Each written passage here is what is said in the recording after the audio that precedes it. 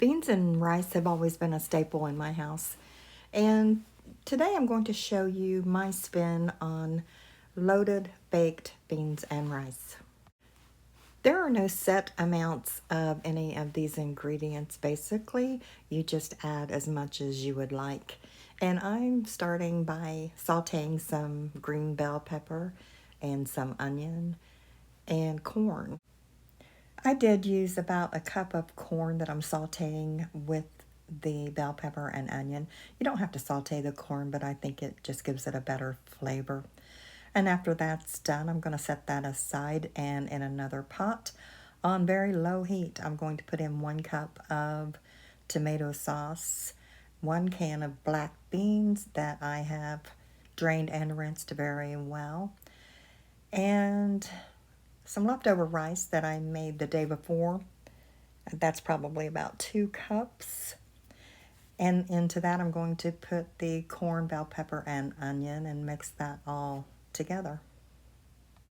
And like I said, there's no set amount of ingredients. You can use more corn, more bell pepper, more onion, or more anything. It's totally up to you. It's very easy to make, and you just make it the way you like it.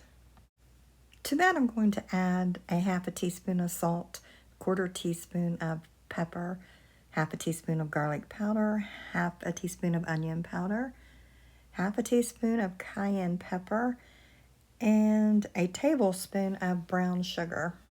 Now that that's all heated through, I'm going to transfer that to a baking dish. I've got my oven preheated to 375 degrees Fahrenheit. And after I get all that in the baking dish, I'm going to spread that out a little evenly. And then I'm going to put cheese on top of that, and it's whatever cheese you prefer. I'm using cheddar cheese, and just use as much as you would like. And after I get all the cheese on that I want, I'm going to top that with some bacon. And I also fried some bacon earlier today, and it's cooled and crumbled. And next I'm going to sprinkle panko breadcrumbs over the top, and I should have mixed the breadcrumbs with a couple teaspoons of melted butter, but I forgot. But do that and it will be much better. So now that it's in the oven, it'll bake for 20 to 30 minutes. Just keep an eye on it.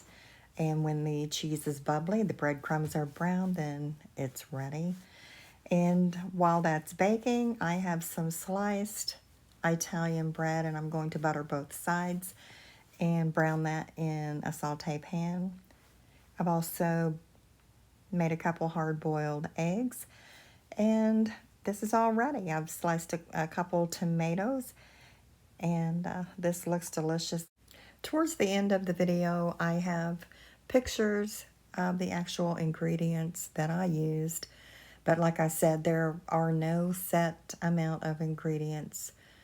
Just season everything to suit yourself, and if you'd rather use another kind of bean, red beans, pinto beans, pork and beans, whatever, that's fine. Just adjust the recipe to suit yourself. I hope you enjoyed this recipe, and as always, I'd like to thank you for stopping by, and I'll see you next time.